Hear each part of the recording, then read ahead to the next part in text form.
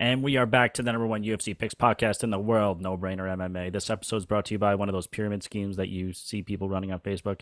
And remember, if you guys have a gambling problem, that's hilarious. Go get a real addiction. And we're off to the races. This one is Curtis Razor Blaydes versus Sergei Pavlovich. You know why they call him Razor Blades, right? His nickname is Blaydes for a reason because his elbow is his ground and pound, and also he rhymes with his last name. But Yeah, that's right, Brendan. This one's going to be a classic striker versus grappler. I'll let you guys fill in the blanks on who is who. Curtis Blaydes has had a long and dominant run at heavyweight. He's 12-3 inside of the UFC, with two of those losses coming from the former heavyweight champion and heaviest hitter in the world, Francis Ngannou, and the other from another very heavy hitter, Derek Lewis. And you guessed it, all losses coming by ways of knockout. Blaydes comes from a wrestling background. He has some pretty suffocating grappling and also has something a lot of heavyweights don't have, and that's his cardio. He fights out of Elevation Fight Team. His cardio is for weeks. He has a very fast-paced game. He looks to show off that gas tank and wear on guys early, get them tired so they lose some of that power. He also has one of the best ground and pounds on the entire UFC roster. Don't let that grappling fool you. Blaydes, he does not give a shit about submissions. He's looking to get his opponent in full mount and rain down punches and elbows.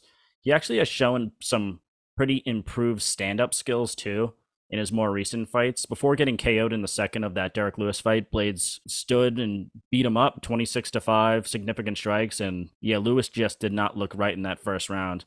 Of course, he ended up catching him in the second.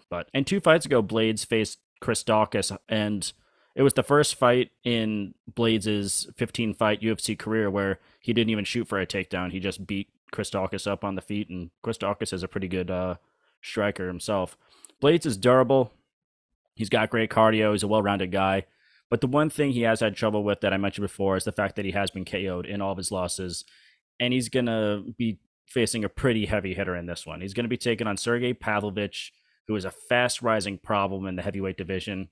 He lost his UFC debut to veteran Alistair Overeem, who you can't really blame him for that. He got thrown to the wolves in that one for sure. He's since gone on a 5-fight winning streak, all wins by KO, all in the first round, and hasn't gone past a minute in his last 2 fights. And that was when he took a step up in competition and he fought Derek Lewis and Tai Tuivasa. Pavlovich is a terrifying striker that possesses a metric shit ton of power, but he also has the explosiveness and hand speed that matches.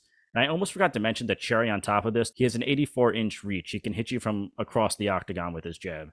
And unlike Blaydes, who's off to the races, full speed ahead, right out of the gate, Pavlovich is a lot more patient, almost stalking-like pace, just waiting for a little slip up so he could capitalize on that. And a lot of people don't know this, but Pavlovich is actually a lifelong Greco-Roman wrestler, starting from the age of 5, and later got into combat sambo. And just like friend of the podcast, Justin Gaethje, he fell in love with his hands, and who can blame him for that? And I know Pavlovich looks like the reincarnation of Ivan Drago, but I saw something very telling in his lone loss against Alistair Overeem, who, by the way, was fighting at an Elevation Fight Team at the time of his fight. Overeem withstood the initial barrage from Pavlovich. Overeem then closed the distance, held him up against the fence for a little, and when they separated, you could tell that Pavlovich was already fading a little bit. Overeem went to go land a takedown, and then after that, some vicious ground and pound, and the fight was over. Since then, we've literally only seen Pavlovich take on other strikers.